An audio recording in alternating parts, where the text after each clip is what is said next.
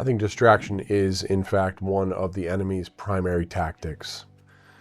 What he cannot distort theologically or destroy in character, he can distract.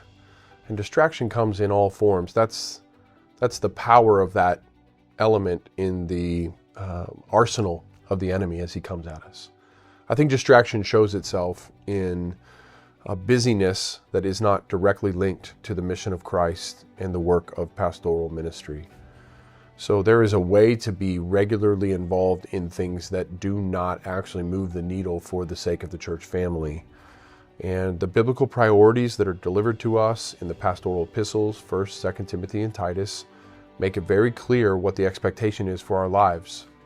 It's not that that does not end up being busy, it's that busyness that is not that ends up being distracting.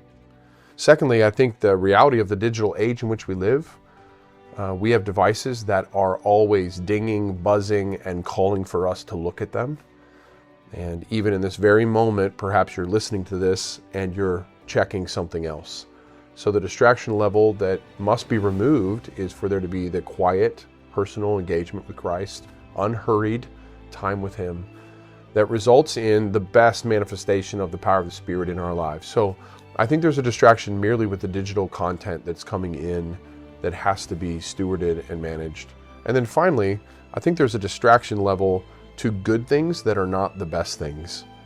And so it reminds me of the Apostle Paul's words saying that the bodily exercise profits a little because it's good for now, but the discipline of our souls benefits in every way because it's now and eternal in its consequence.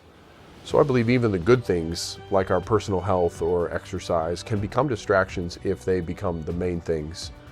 So it's a constant stewardship. I've not arrived at that. I've not overcome all the distractions. I tend toward being a distracted person.